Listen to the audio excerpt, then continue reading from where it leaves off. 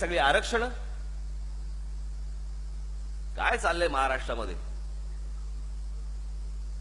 आता शेवटचा मराठा मोर्चा आज मुंबईमध्ये निघणार। आजपर्यंत एवढे सगळे शिस्तबद्ध सगळे मोर्चे निघाले। मी त्याशी म्हटलं ना, देशाच्या इतिहासामध्ये अशा प्रकारचे मोर्चे आजपर्यंत कधी झाले नाहीत। असे मोर्चे मराठा समाजाचे आज महाराष्ट्रामध्ये झाले। राज्यामध्ये एका या जिल्ह्यातनं मग दुसऱ्या जिल्ह्यातनं मग तिसऱ्या जिल्ह्यातनं चौथ्या जिल्ह्यातनं इतके शिस्तबद्ध मोर्चे कधी झालेत, कधी झालेत, स्वातंत्र्य मिळाल्यापासून कधी झालेत। पण हा सगळा जातीचा विचका जो सगळा करून ठेवलाय ना, हा त्या सगळ्या व्हीपी सिंगने करून ठेवला। काय अवस्था आहे हो आज। दोघे तिघे मित्र दुपारचा डबा एकत्र खाणारे, कामावरती गेल्यावरती डबा एकत्र खाणारे एकमेकांकडे आता जातीने बघायला लागले। हा कुठच्या जातीचा, तो कुठच्या जातीचा, आणि दुसऱ्या जातीबद्दल परत चोरून काहीतरी गोष्टी बोलायच्या, असं वातावरण नव्हतं कधी महाराष्ट्रात। ही सगळी आरक्षण, संरक्षण, या सगळ्या गोष्टी या जात बघून, धर्म बघून कशा काय होऊ शकतात या देशामध्ये। एकाला हे संरक्षण दिलं, एकाला हे आरक्षण दिलं, एकाला दुसऱ्याला द्यायचं नाही। दोन मित्रांमध्ये ह्या सगळ्या गोष्टींमध्ये भांडणं व्हायला लागली। मी स्वतःला या बाबतीत भाग्यवान समजतो की माझ्या घरामध्ये आम्हाला कधीही जात नावाची गोष्ट शिकवली गेली नाही। त्याच्यामुळे मी जात स्वतः मानत नाही, मला जातीशी काही देणं घेणं नाही।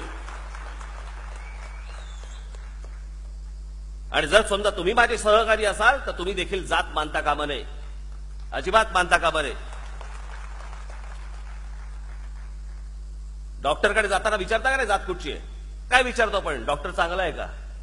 ज्या महाराष्ट्राने या देशाचं प्रबोधन केलं तो महाराष्ट्र आज ह्या परिस्थितीमध्ये आला। एकमेकांकडे संशयाने पाहायची वेळ आली आपल्याकडे।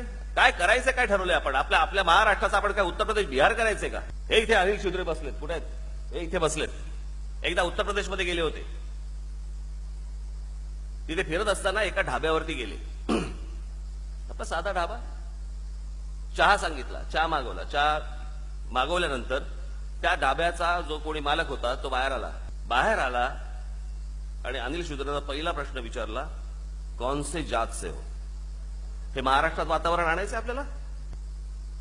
एकमेकांना आपण ह्या निकषाने पाहणार आहोत ह्याच्या पुढे। मग कशाला व्यासपीठावरती इथे छत्रपतींचा पुतळा ठेवायचा। ते हिंदवी स्वराज्यासाठी सर्व जाती धर्मांना एकत्र आणून ती गोष्ट मिळवली, ती गोष्ट कमवली, त्यांचं आपण नाव घेतो आणि तोच महाराष्ट्र आपण आज जातीपातीमध्ये बघतोय। बरं, कुठल्या जातीतल्या पुढाऱ्यांनी कुठल्या जातीतल्या माणसाचं आजपर्यंत भलं केलं जरा सांगा मला।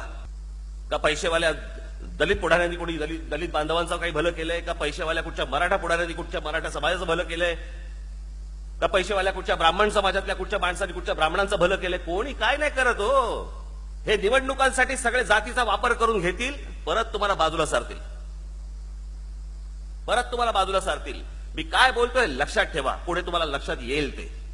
याला काही नकोय, याला फक्त निवडणुका जिंकायच्या आहेत। निवडणुका कशासाठी जिंकायच्या आहेत, स्वतःचं भलं करण्यासाठी, स्वतःच्या परिवाराचं भलं करण्यासाठी। याच्या पलीकडे ह्यांचा कुठचाही दुसरा स्वार्थ नाही। त्यांना तुमच्याशी काही देणं घेणं नाही या लोकांना।